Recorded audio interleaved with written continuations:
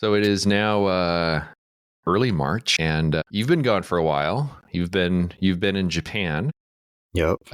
I was in Death Valley, and I suspect you're going to have more stories than me because I've been to Death Valley many times, and it's rocks and stuff. And It's true. you had snow, you had all kinds of experiences and planes and trains and not many automobiles and stuff. So I'm curious, how was your experience? How did it live up to your expectations? It felt like home. Really? But at the same time, like as I reflect back on it this week, a part of me kind of wishes I could redo everything.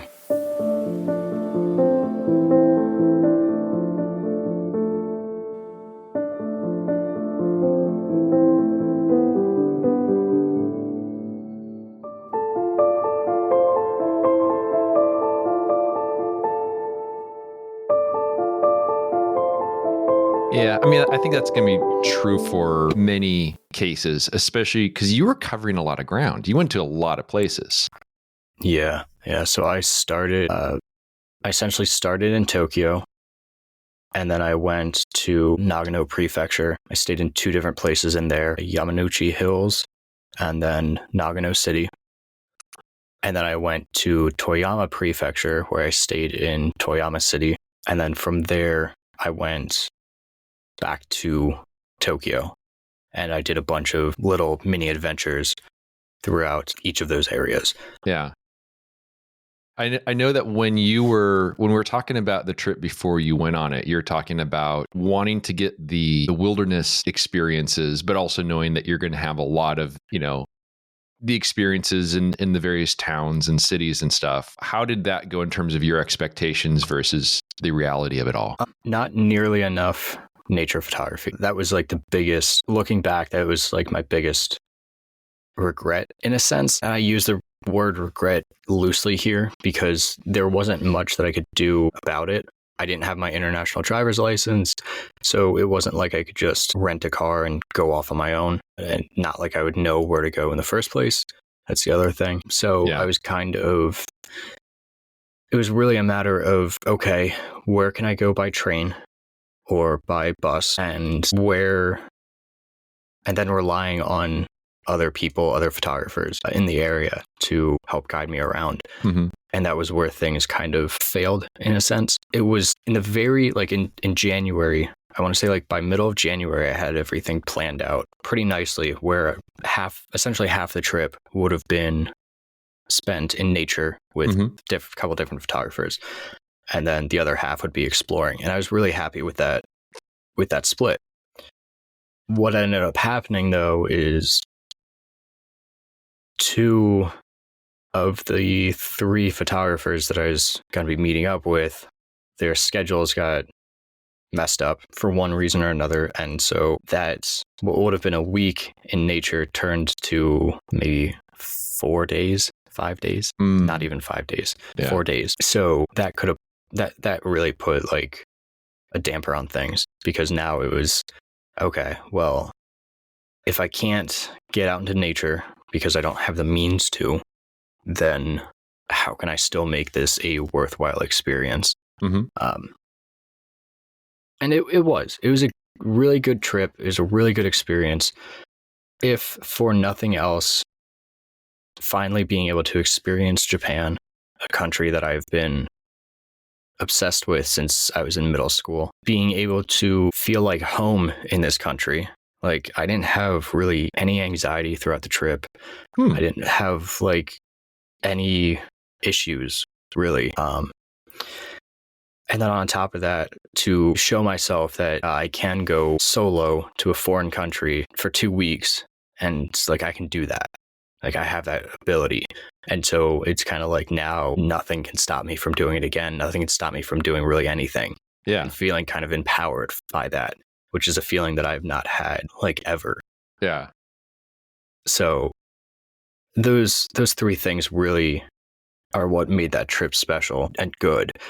But I'm still fighting against some things as this week goes on. What's that? It's just that idea of like feeling like I wish I could redo everything to figure out how to be in nature again, or more throughout the trip. I've looked through my photographs a little bit. I've culled them down and did some focus stacking and a few preliminary edits, but I'm just struggling with imposter syndrome, a mix of imposter syndrome and identity crisis, and just like, I don't know. I have no idea where I want to go from here. Yeah. So does this mean that when you got home, basically the anxiety came back? Yeah, pretty much. Huh. Yeah. That's very interesting how it felt like home when you were there. Do you think it was just because you're just in this whole new, I mean, obviously it's because you're in the whole new environment, but like, I don't know. It's weird because to me, it would have been the complete opposite. It would have been, I'm in this foreign area. I would just be riddled with anxiety. I'd be like, how many days do I have left? When's my flight? You know, that kind of thing. And then I'd get home, I'd be like, oh, okay, it's good. You know? So Yeah, for me, it's interesting how it's the complete opposite. Yeah, that's fascinating. Yeah, I don't know what it was. I have no idea how to pinpoint it. It was just shocking to feel that, you know, because you go from being so riddled with anxiety on the daily, like just even sitting here talking, like I can feel in like my gut the anxiety that just hits me on a daily at home here. And I land in Japan, and like the first night was a little bit of a shock because of the language barrier and everything. And like, there was anxiety throughout the trip. Like, it didn't just disappear. Yeah. It sounds like it's a different sort of anxiety though. It was just a general anxiety that you would have that anyone would have being in a foreign country where the language barrier is so drastic. Mm-hmm. Like, anyone who goes over there is going to have some sort of, or have the same anxiety when you go up to a cashier at a 7-Eleven and they're speaking a completely different language to you and you have no idea what they're saying, and they're trying to use body language and everything else to get you to realize that there's a line that you have to follow and there's certain steps and all that kind of thing. Like, that's normal. That's normal anxiety. That's everyday. That's not clinical generalized anxiety disorder. That's the kind of anxiety that I was facing over there. Yeah. Was the normal stuff. But as soon as I land here, it's like I could feel it. I felt it come back as soon as I landed it in Detroit. And especially so when I landed in Philly. Yeah. That it was just, this is not right. Yeah. Wow. Yeah, that's very interesting. I think when you have an experience like that, then you can start to, maybe it'll help you to analyze what it is that was so different over there. And I don't know, maybe there's, based on figuring, you know, if you can figure some of that stuff out, maybe it's something that could lead to some sort of breakthroughs, whatever that is. But it's weird because it's so opposite of what I thought, you know, it would be. Yeah. And I mean, it's the only two things that I can think of that they definitely factor in, but they're not the entire explanation. One of them being that the culture over there is so different from over here. Like, if you go into New York City and then you go into even like Shibuya Crossing, which is, if you look it up online, it's insanity. Yeah. And I was in the middle of it. Pictures from there, which is, exactly. It seems crazy. Yeah. I was in the middle of that at least twice while I was there. But the feelings between that and New York City, just walking along in general, are so different. Yeah. Like, I'm okay. Like, don't get me wrong. I hate it being in Tokyo. Like, when I go back to Japan, Tokyo will be like a day trip kind of thing. Like, avoid it as much as possible because I'm just not a city person. And that to me is way too much city. Too many people, too many other foreigners, just too much stimulus. But still, my anxiety wasn't nearly as bad. And I think what I'm getting at here is that the general culture over there is much quieter. People tend to leave you alone. Like, they are more focused on what they are doing versus what you're doing. Yeah.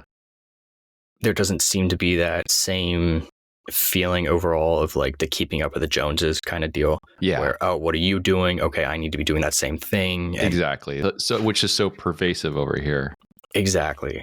And then right along those same lines, because of that, I walked around Tokyo with my GFX in my hand. You're talking on the used market, at least $1 camera or so, or setup in my hand, just walking around. And I'm walking around like back alleys and that kind of thing in Tokyo. At no point did I feel like anyone was going to come up and take the camera or like mug me or anything like that. There was just no way that it was going to happen. If I went into the red light districts, maybe, but still, like the sense of safety that I had just being in all these different places and walking and interacting with some people, some like just strangers, just interacting, asking for their portraits, that kind of deal. It was that you can't do that here. Like you go into New York City and you walk around with a camera in your hand like that, you have to be real careful about what you're doing. Yeah. Like even having a backpack on, walking around in New York City, there's chances that something is going to get stolen from within your backpack. Yeah. So that was a huge, huge shock. That definitely helped to alleviate that general anxiety of being around these new places. Yeah. But the other thing with all of this too is, and I have to regain my train of thought here too. It was just like the general safety and the quietness. And what the hell else was it? Was it the Slurpee flavors? No, there weren't any Slurpees that I saw. Oh, okay. Because when you mentioned 7-Eleven, I'm like, what kind of Slurpee flavors do they have over there? And I'm like, see, that's is it even a Japanese thing to have Slurpees? I don't know. It seems like it's just like gratuitous. I don't know. I don't know if you have Slurpees over there. I didn't really even look. Yeah. Going through the mental image of the interior of at least one of them, the one that I'm thinking of, they didn't have any. These 7-Elevens, though, are insane. They're not anywhere near what a 7-Eleven or even just like a regular gas station is here. So did they have food with actual nutritional value there? Yes. My first meal in Japan was from a 7-Eleven. And it was just like this pre-packaged sandwich. The crust was cut off the bread. It was nice triangular shaped bread. And it was like this chicken cutlet with some sort of like sauce. Yeah. It was delicious. It was like, it was delicious. It felt like you didn't feel gross after eating it. Yeah. Like you would think that you would when you buy something from like a 7-Eleven. Yeah, like this sandwich was made like 3.5 days ago and exactly dim factory or whatever, you know? Yeah. And it was like left out in the warmth and growing mold in places on the inside, but you don't see that until afterwards. No, it was great. But these 7-Elevens, they're just, you can buy anything there. Like you forget something at home and 9 times out of 10, you can buy it at either a 7-Eleven or Lawson's, which is their other convenience store. Mm-hmm. Because you go in there and they obviously have like a bunch of their foods and like drinks, various fruits, vegetables, that kind of deal. But on top of that, they have a lot of, some of them have like underwear and socks that you can buy. They have like batteries and stationary things. Yeah. Like paper, pens, pads, that kind of deal. Batteries, like nail clippers, various, just everything. Like, you think of something, they probably have it. Yeah. Which is crazy to think about. And even crazier to experience. Because like I said, we don't have anything close to that here. Yeah. Not at least that I've ever seen. Not to that extent. Wow. Yeah. And I was also thinking about how you're at a pretty similar age as when I took a big roundabout trip around the Southwest with my wife, my now wife. And it was similar in a way in terms of, you know, going from place to place to place and kind of getting to know all those areas. And it was a trip that I walked away. I didn't have any photos I liked from it, but also I knew that that would not be my last visit to the area. I just saw it as an introductory visit to get familiar with the lay of the land and learn which areas were the ones that appealed to me more, ones I wanted to explore more.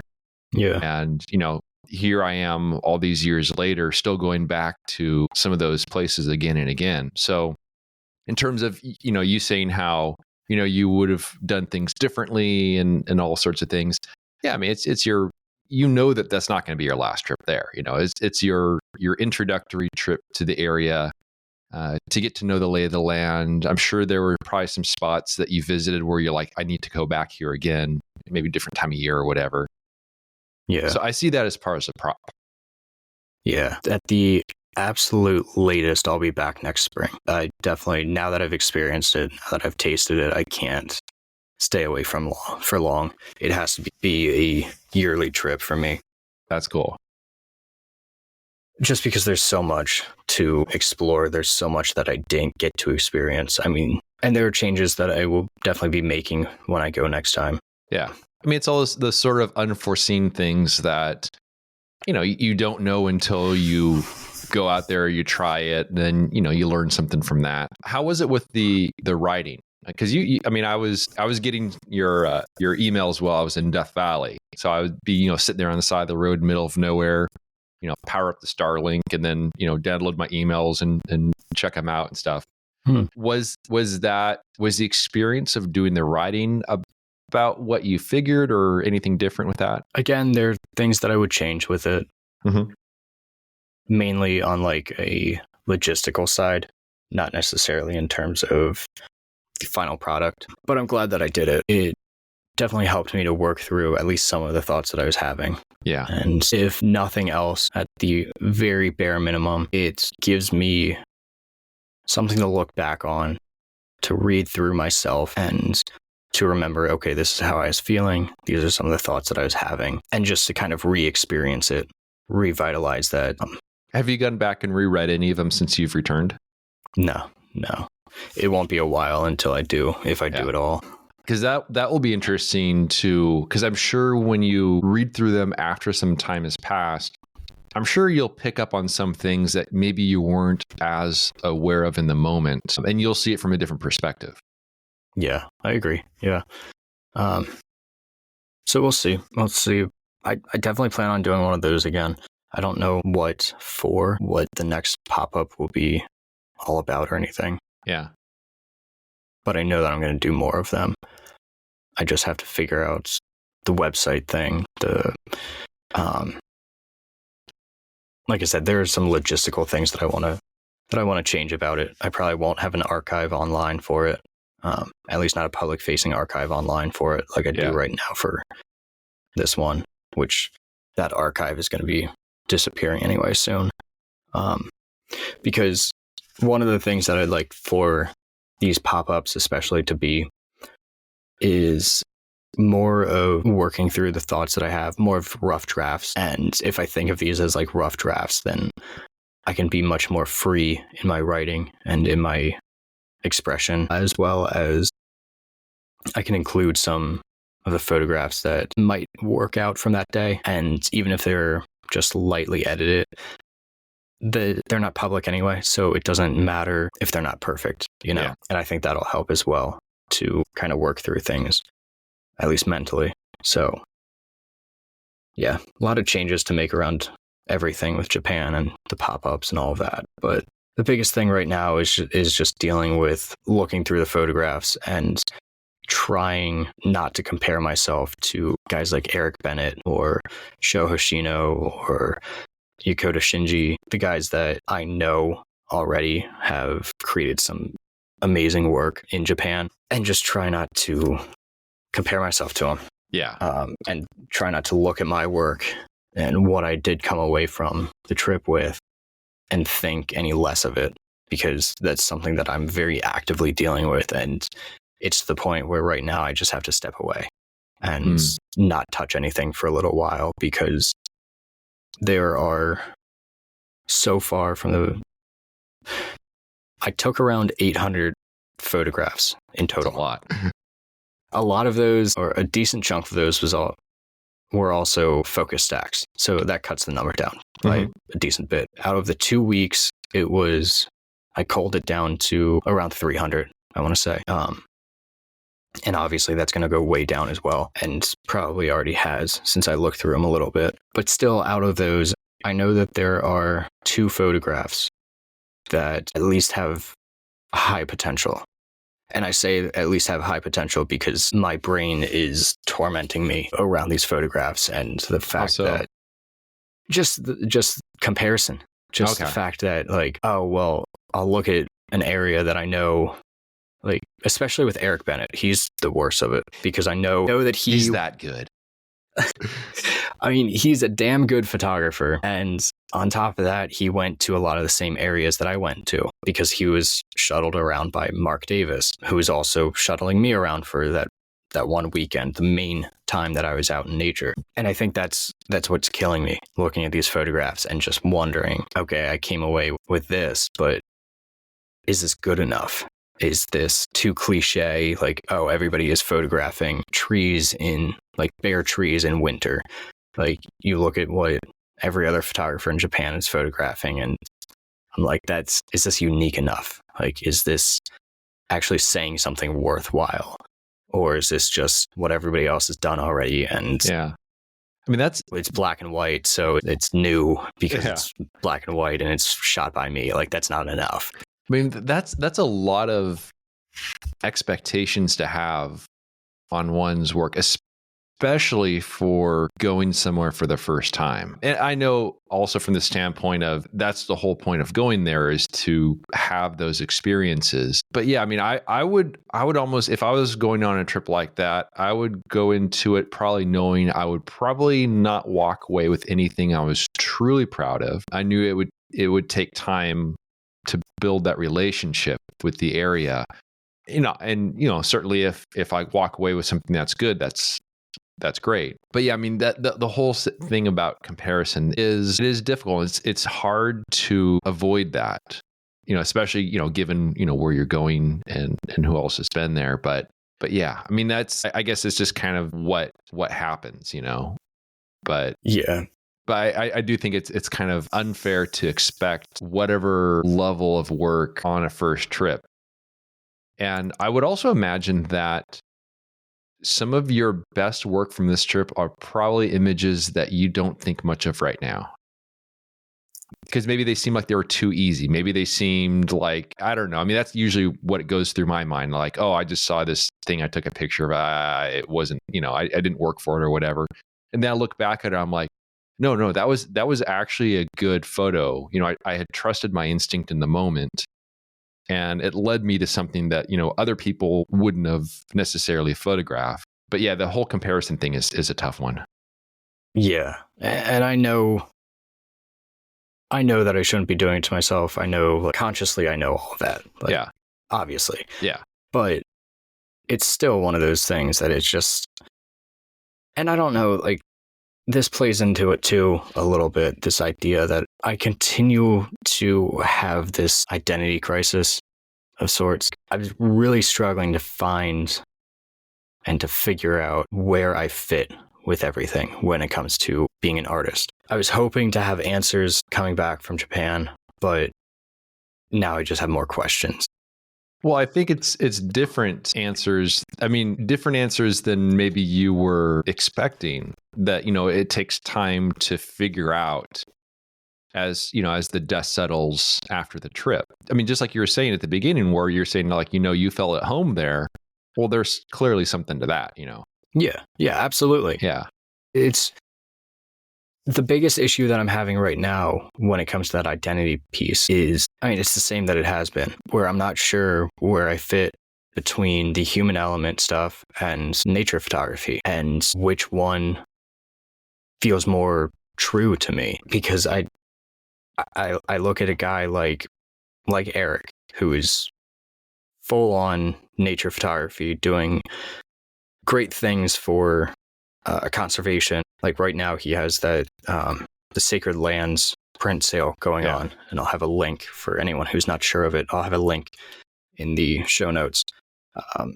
Essentially, he gathered around 10 different photographers each one selling a print in this print collection for like $200, I think it is. And all the proceeds are going to the individuals who are laid off working for the national park system. And he's doing all these great things with that. So he is 100% nature photographer. But then you look at someone like Chuck Kimmerly, for example, who is someone else that I align with. And he's like right in that mix of nature and human element.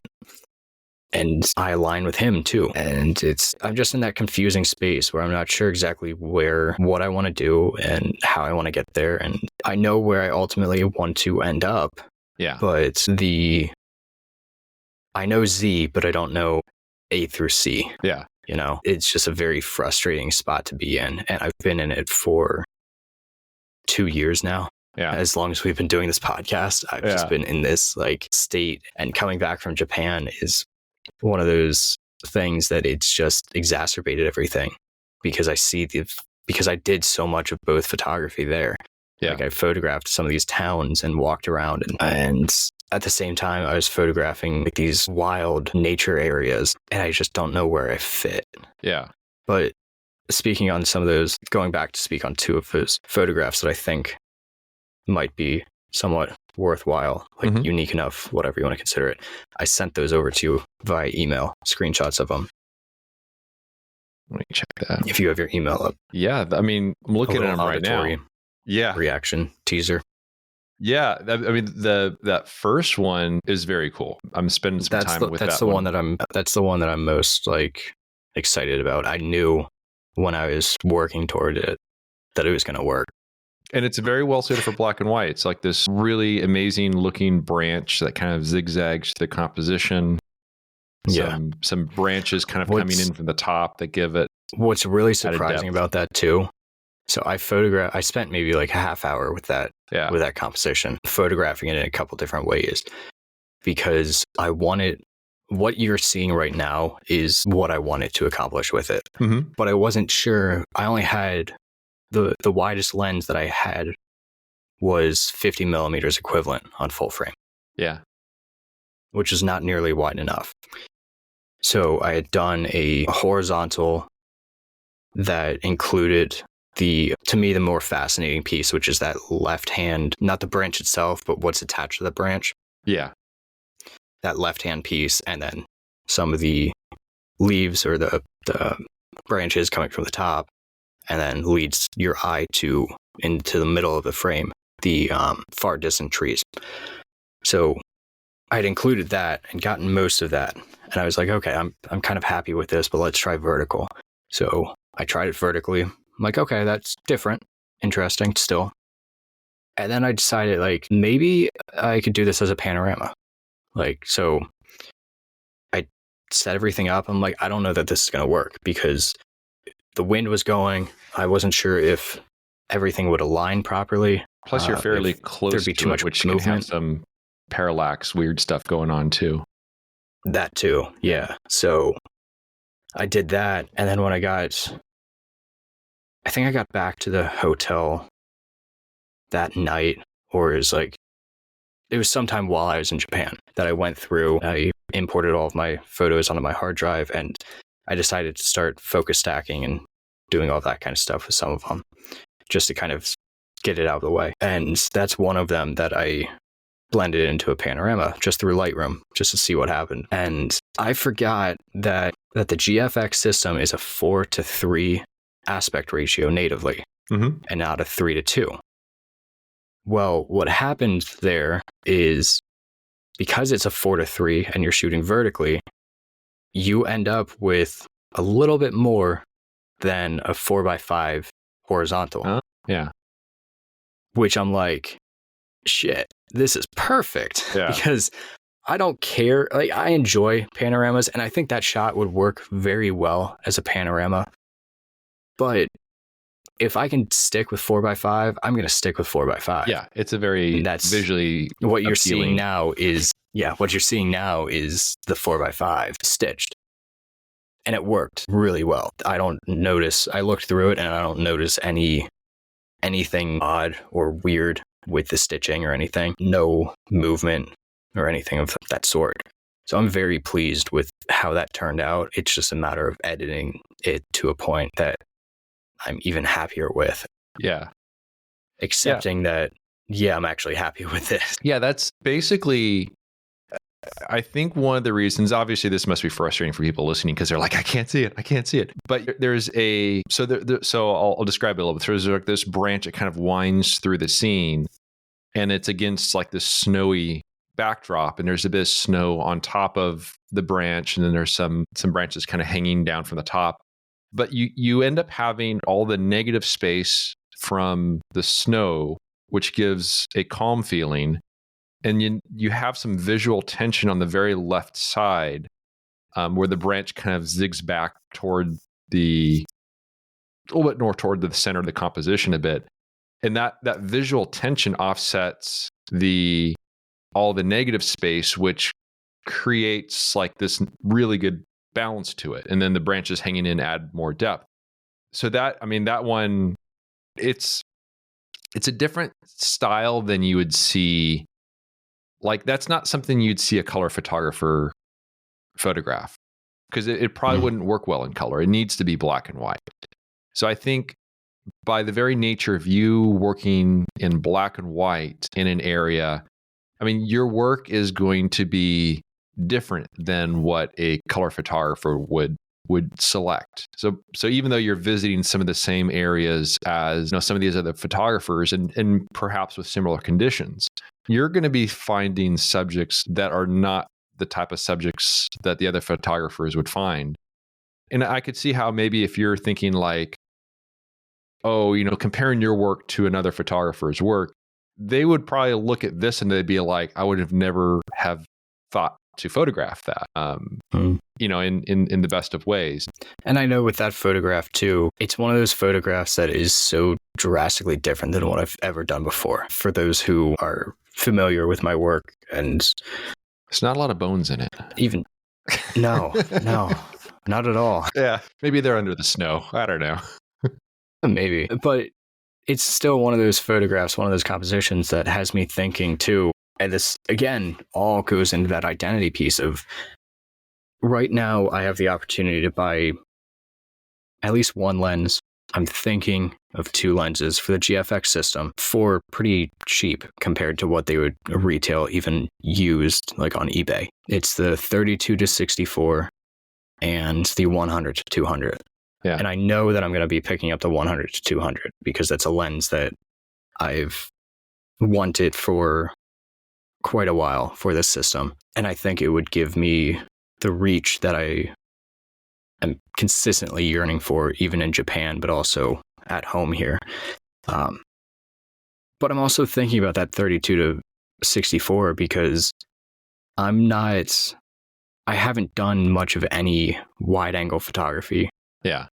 In the past. That's something that I'm not necessarily comfortable with, that I have not experimented with. Yeah. But looking at this photograph and thinking about the potential photographs in the future, it opens up a lot.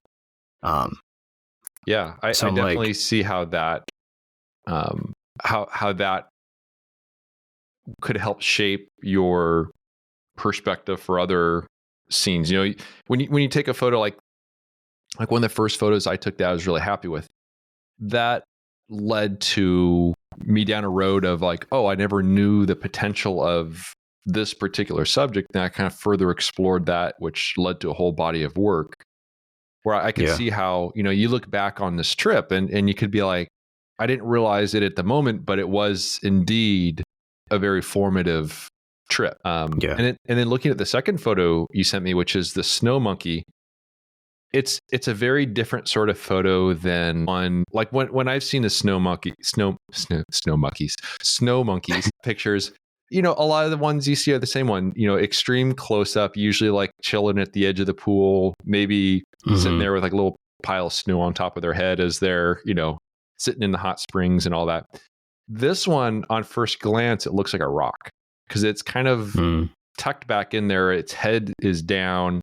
It looks like it's like grabbing almost looks like it has its like knees up to its chest and it's like arms around them or something. And it's just kind of huddled there among the rocks. So at first glance, it's like, wow, that's a fuzzy looking rock. And then you start to like explore it a little bit more, and you start to see more of what's going on there.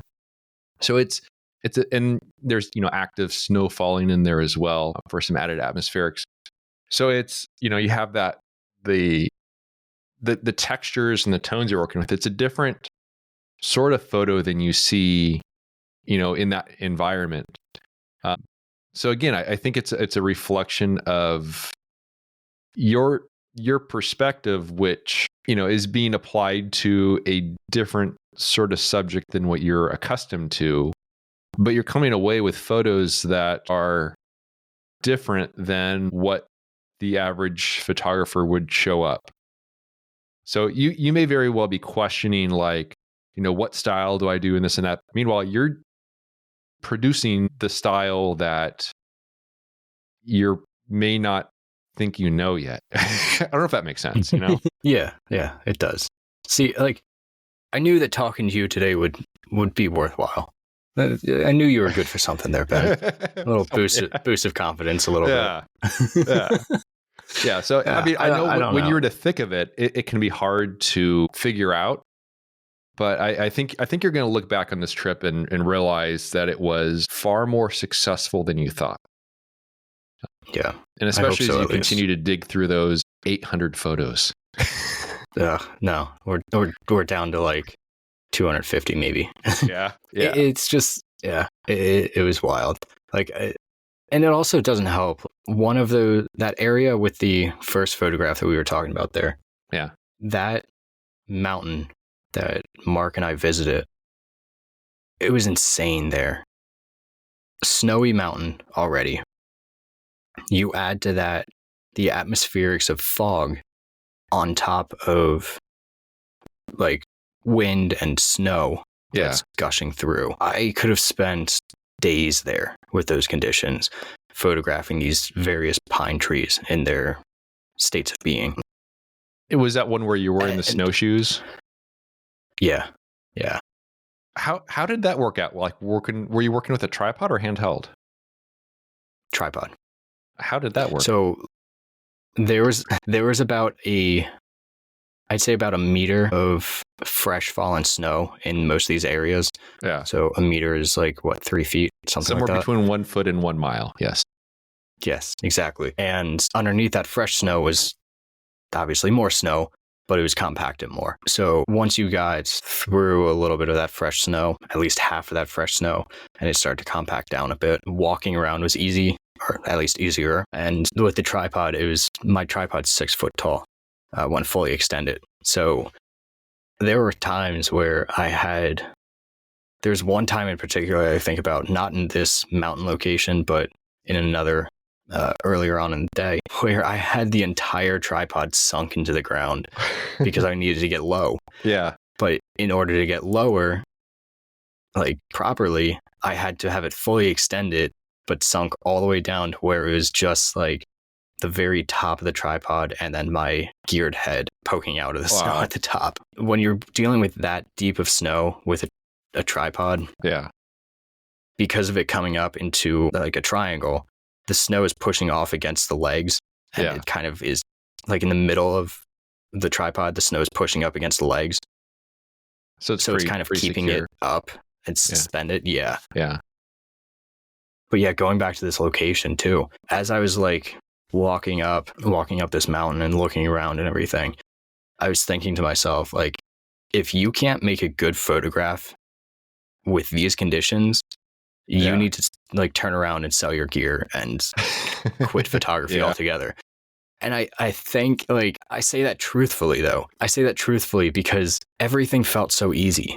Yeah. With these photographs. Like, what's the catch, I think that's really what's hurting me looking through them, is besides the one that I showed you, everything else just felt super like too easy. And they may be good photographs, they may be worthwhile photographs and different enough and whatever, but there was no challenge to it. Yeah. Like that one that I showed you was the only one that had some sort of challenge with it, because it stretched my creative muscles. It wasn't something that I usually photographed. And could I have done and found more photographs that stretched me in that way. Yeah. But at the same time, throughout the entire time that we were there, I was in pain. So I was dealing with my right hip just burning, which I still have to go and get like an x-ray or something done to figure out what the hell's going on there. Something muscle thing from being in the snow or something?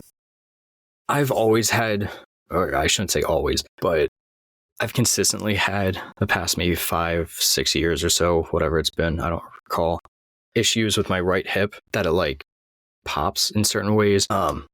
And snowshoeing for an entire weekend. Yeah. You're going to be using a day or two differently. Plus carrying a backpack and everything else. Yeah. But the issue was more so, or the issue that I have with it, if it was just that and just like snowshoeing and stuff, okay, I get that. I'm using a lot of different muscles and I'm bound to be feeling it. But it continued on throughout the rest of the trip too, just on and off. Yeah. So I don't know if there has to be some other issue going on, whether it was like bone against bone kind of like grating or something. I don't think it was that bad, but I'm still curious to know what's going on and if I need like, hip surgery at 26. You're falling apart. Oh yeah, it's something. But one thing about all the various other images you have, it seemed like they were maybe too easy or whatever. I definitely think that's something your perspective will change with time and you'll start seeing them differently. For me, there's almost like kind of an opposite thing that goes on where I'll look back at, like, for example, the work I've taken in Death Valley. And I look back at that and it's easy to kind of say like, oh, it's okay. It's not that great or whatever. But then when I go back there and I realize how much I actually worked in order to get that photo, then I get this renewed sense of respect for it. And I sit there, I'm like, would I even bother taking that photo again? Or would it be like too much work? It's almost the opposite where revisiting an area, I learn to appreciate the past work even more. But in your case, I think you look at those images right now and you're like, I didn't work hard enough for it. But I think when everything settles down, some of those images will really start jumping out. And then you'll realize that you have a much larger body of work than you think you do right now. I think it's just the way that things kind of shake out for something like that. Yeah. But yeah, I mean, just like if anything is too easy, initially at least we don't put as much, I don't know, we don't put as much value on it. And actually when I was in Death Valley, I was questioning, kind of like I was saying earlier, I was questioning whether I would have the same sort of motivation to take some of those photos I did in the past if I were to have those same, conditions again. And I started questioning, like, am I just like taking the easy road for everything? But there's one morning where I woke up at 4 a.m.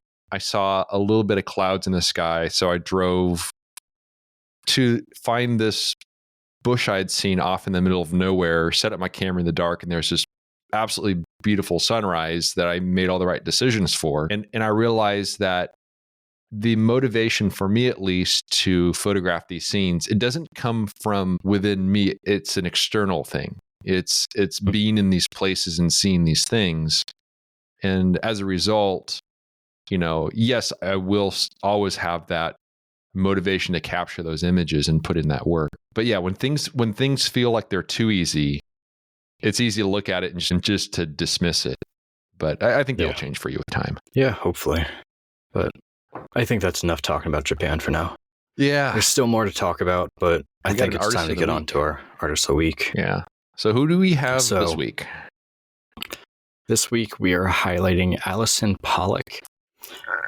Allison is a California photographer specializing in macro photography of slime molds. She has the actual name for it, but I'm not going to even try that. Of slime molds and fungi. And smaller they are, the more they fascinated me. People need to see her work because just that description, people might be like, "Oh, slime mold." Yeah. Look at her work. It's breathtaking. I mean, look at the first photograph that she has pinned. It's from April 23rd of 2023 on her Instagram. Clear, whitish, clearish slime mold. And just to get a perspective, and I love when photographers who photograph slime molds and fungi like this, when they do this, if you click to the second photograph, you get an idea of how small these things are that she's photographing. And I don't even know how to describe how small this is. Like, she's holding up a piece of what I'm assuming to be bark, on a bit of wood. They're only about 2 millimeters tall, according to her description, which is like nothing at all. Yeah, it's absolutely, and like these crazy like iridescent colors. Yeah. There's some that are clear, some, I mean, the textures, I mean, it looks like aliens. Yeah. It's absolutely amazing. It truly looks otherworldly. Yeah. Like the second photograph that she has pinned, the middle one, she says here that it's this fruiting body here, another slime mold, is just 0.75 millimeters tall. It's half the thickness of a US penny and less than half the thickness of a grain of rice. And it looks like it looks like a glass sculpture with all kinds of crazy, like iridescent looking frilly detail on these two spheres. And you say that 800 photographs is a lot, like for 2 weeks that I had taken? Yeah. Just to get this photograph here, it's 150 individual images stacked together. Just the logistics of that when working at such a small scale. God. Yeah. Yeah. And even just the ability to recognize the potential of a subject that is so small to begin with and to know where to look to find it. I mean, even finding it, like not even just recognizing the potential of it, but finding some of these. Like you go to the third photograph that she has pinned, and this one it's a slime mold, or maybe it's a fungi, something, one or the other. And it's just on this tiny little branch. Yeah. Like it looks like a sea anemone kind of a thing. It looks like something in the ocean in a way. Yeah. I mean, the people that photograph these subjects, like this is the type of mushroom photography that I would absolutely love to do. But in order to do this kind of stuff, you need super, super macro lenses and like specific equipment to aid in the focus stacking, because there's no way you're getting this all right by hand with manual focus. And there's also no way that I would ever be able to do this on the GFX system. No. It would be amazing if you could, because the detail would be like 500-fold compared to these, because I'm assuming that most of these photographers are using the Olympus system, because a lot of the lenses that they have for the Olympus system natively are like 8:1 magnification ratios because of how the lens is designed, first of all. But also on top of that, micro four thirds, I think is their sensor, is just so small that you get much better magnification. Yeah. Yeah. But still, just I could look through these photographs all day long and continue to be fascinated by them. Yeah. Yeah, that's I definitely need more of this sort of work in my feed, just to like, it's the sort of thing where you stop, you look at it, and then you start like pondering things, it's wow. Yeah. It's absolutely gorgeous. I've got a couple different photographers in my featured photographers list that do this kind of work. So don't worry, we'll fill your feed up with it. Nice. Very, very, very good. Awesome. I think we're good on that.